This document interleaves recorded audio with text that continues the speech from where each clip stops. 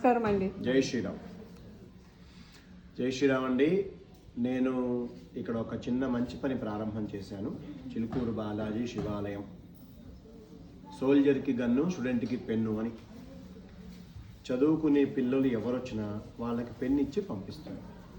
చాలామందికి ఇది ఏదో చిన్న పనిలా ఉంటుంది. చిన్న పని కాదండి, వచ్చే తరం అండి. ఈ దేశాన్ని, ధర్మాన్ని కాపాడేవాడు. మీరు అర్థం చేసుకోండి. చర్చి పక్కన స్కూల్స్ ఉంటాయి. అవునండి. ఎంత లేదన్నా శ్లోపాయుధన మోటివేషన్ నడుస్తుంది. అవునండి. డబ్బు మనది, పిల్లోడు మనోడు, దేశం మనది. మస్జిద్ పక్క మదరసాలు ఉంటాయి, భయంకర మోటివేషన్ నడుస్తుంది.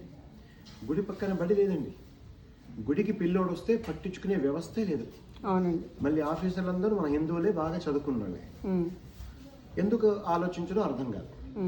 కాబట్టి రిక్వెస్ట్ పెట్టుకుంటున్నాను. ఎక్కడా నేను ఎవరిని వ్యతిరేకించట్లేదు. ఇప్పుడైనా కొంచెం మార్పు. మన దగ్గర టికెట్ కొంటే సేవ, VIP వస్తే మర్యాద, డొనేషన్ ఇస్తే గౌరవం. సరే, అది ఎప్పుడూ మనకు అలవాటైంది, వదిలేద్దాం. ఇక ముందు గుడికి వచ్చిన కుర్రోడిని పలకరిద్దాం. అవునండి. నేను భక్తులకు రిక్వెస్ట్ పెట్టుకుంటా. ఇక ముందు ఏ దేవుడైనా, ఏ గుడైనా మీరు వెండి బంగారం పెట్టకండి, కాపాడుకోలేరు అని. కొత్త దారి ఏం వెతుకుదాం? ఎలాగైనా సరే ఆ ఊర్లో ఉన్న కుర్రోడు గుడికి రావాలి. ఆ గుడికి వచ్చిన కుర్రోడు ఆ దేవాలయాన్ని, దేశాన్ని, ధర్మాన్ని కాపాడుకోగలిగే శక్తి ఉన్నవాడు. మన కుర్రోళ్ళని మనం మోటివేట్ చేసుకుందాం. తప్పకుండా. ఇది చాలా అవసరం అండి.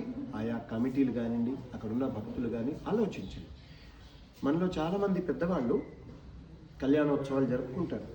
నేనే కూర్చోవాలి, నా భార్య కూర్చోవాలి, పాపం పోతుంది, పుణ్యం వస్తుంది. మీరు అంత పాపాత్మనా అండి? నాకు అర్థం కాదు. కాబట్టి కొంచెం అర్థం చేసుకొని ఇక ముందు మీరు కూర్చోమాకండి. మీ ఊర్లో పిల్లలకి మీరు టికెట్ కొని డబ్బు కట్టి, అంటే దేవునికి చేరుతుంది డబ్బు, నష్టమేం లేదు. అక్కడ అవసరాలు చాలా ఉంటాయి. Good idea. ఆ ఊర్లో కుర్రోళ్ళని, అమ్మాయిని కానీ అబ్బాయిలు కానీ, చక్కగా అమ్మాయి అయితే చీర కట్టుకొని, అబ్బాయి అయితే ధోతి కట్టుకొని ఆ 2 గంటలు ఆ మండపం మీద కూర్చోగలిగితే ఆ వంశ చరిత్ర ఏమిటి, అది వెంకటేశ్వరరామ, రాముడా, శివుడా, అమ్మవారా, అసలు ఆ కళ్యాణ క్రతువు ఏంటి, ఇవన్నీ దాంట్లో ఉన్న మర్మం తెలుస్తుంది వాళ్ళకి. కానీ వాళ్ళు మాట్లాడే అవకాశంలో ఉంటారు. ఎందుకంటే మీరు గవర్నమెంట్ స్కూల్కి పంపిస్తారు. గవర్నమెంట్ స్కూల్లో మీరు ఏ ఒక్క నుంచి చెప్పడానికి అవకాశం లేదు. అదొక వ్యవహారం ఉంటుంది కాబట్టి. అవునండి. కాబట్టి ధర్మం మళ్ళీ ఎక్కడికి తెలియాలి? దేవాలయం అంటే ఒక శక్తి కేంద్రం, దేవాలయంలో మాత్రమే తెలియాలి.